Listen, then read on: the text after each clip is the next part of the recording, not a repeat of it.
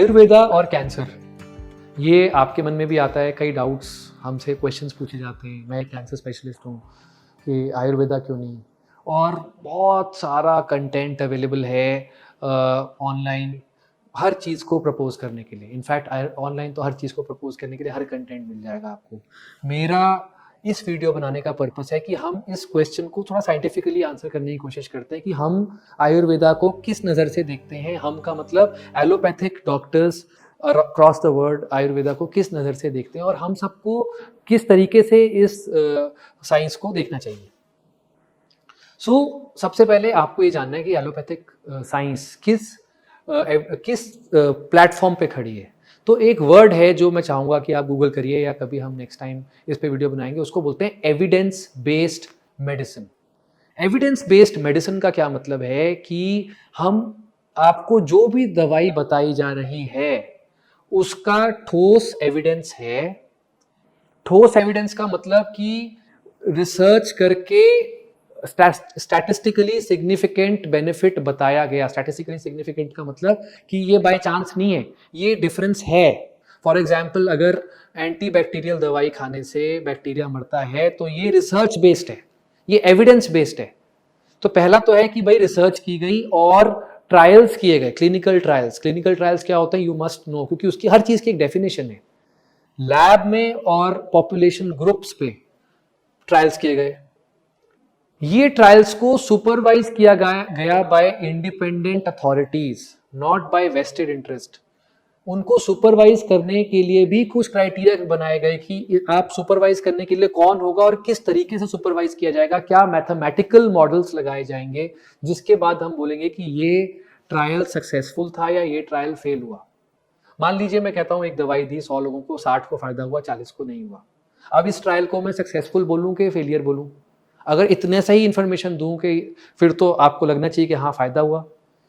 But ये information बोलने के लिए बहुत डिटेल्ड रिसर्च चाहिए कि भाई ये 60-40 का रेशो वैलिड है कि नहीं, स्टैटिस्टिकली सिग्निफिकेंट है कि नहीं। So government has lead guidelines. Sometimes you may find के 100 लोगों को दवाई दी, 20 को फायदा हुआ, 80 को नहीं हुआ और फिर भी दवाई अप्रूव हो गई। और समटाइम्स 60 को फायदा हुआ, 40 को नहीं हुआ, फिर अब डिसअप्रूव हो गई। इसके पीछे मैथमेटिकल मॉडल्स हैं। ये ट्रायल्स को सुपरवाइज करने के लिए वॉच डॉग्स हैं। जब ये दवाई मान लीजिए अप्रूव हो गई तो इस दवाई को देने के लिए जो लोग हैं उनके पास प्रॉपर लाइसेंसेस हैं। मान लीजिए डॉक्टर्स हैं, उनके पास लाइसेंस है। लाइसेंस देने वाली अथॉरिटी गवर्नमेंट की है। इसका क्या पर्पस है कि अगर कुछ कहीं पे गलती होती है तो government acts as a watchdog कि भाई ये लाइसेंस ये व्यक्ति अप्रूव्ड है कि नहीं। लास्टली, ये जो ट्रायल्स और दवाइयां हैं ये रिप्रोड्यूसेबल हैं।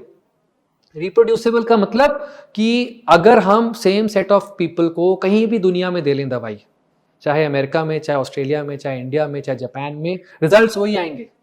The results are reproducible and there is universality. Universality का मतलब कि भाई कोई भी दे ले जो लाइसेंस्ड है, अप्रूव्ड बाय गवर्नमेंट है, तो वो रिजल्ट्स वही आएंगे।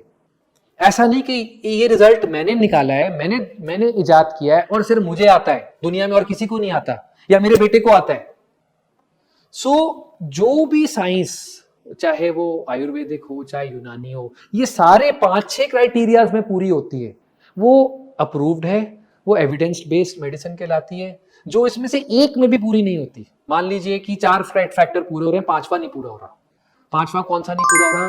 कि मान लीजिए यूनिवर्सैलिटी नहीं है, कि भाई सिर्फ मुझे ही आता है और किसी को नहीं आता, तो वो ट्रीटमेंट सही नहीं है। या फिर रिप्रोड्यूसेबल नहीं है कि भाई यहां तो कर लिया हमने, मान लीजिए दिल्ली में तो कर लिया, रिजल्ट्स रिप्रोड्यूसेबल थे, मुंबई में है ही नहीं रिप्रोड्यूसेबल। या देने के लिए जो लोग हैं वो लाइसेंस्ड होल्डर नहीं है, या वॉचडॉग नहीं है, या फिर जो ट्रायल हुआ था वो साइंटिफिक कंडीशंस में अंडर मैथमेटिकल मॉडल्स या साइंटिफिक ऑब्जर्वेशंस में नहीं हुआ था।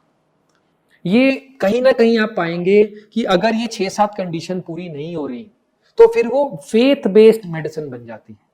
एविडेंस बेस्ड मेडिसिन नहीं कहते, फेथ बेस्ड मेडिसिन है। फेथ पे कोई क्वेश्चन नहीं कर रहा। I am not here to question faith.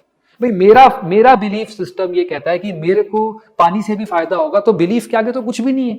और होते हैं मिरेकल्स होते हैं, बट आपको मिक्सचर नहीं करना है कि मैं साइंटिफिक तरीके से कोई चीज परोसी जाए और वो फेथ बेस्ड। यही कंफ्यूजन सारा का सारा आ जाता है देखिए आयुर्वेदा हमारे कंट्री की साइंस है और हजारों साल पुरानी है। चरक संहिता और सुश्रुत संहिता किताबें हैं, बट प्रॉब्लम ये है कि कहीं ना कहीं लेट 1800s 1900s में कॉलोनियल एरा में अंग्रेजों के राज में ये साइंस पूरी की पूरी कहीं खो गई और इसके बदले जो साइंटिफिक मेथड्स हैं उनको बोलते हैं evidence based medicine.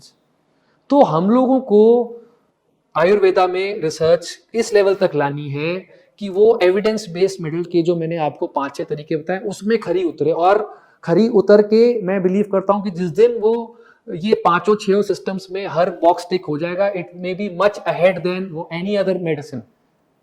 But till such time you should restrict yourself to evidence based medicine and not faith based medicine or belief based medicine। and evidence का एक या दो नहीं, वो 6-7 पॉइंट जो बताए सारे के सारे ट्रू होल्ड ट्रू होने चाहिए।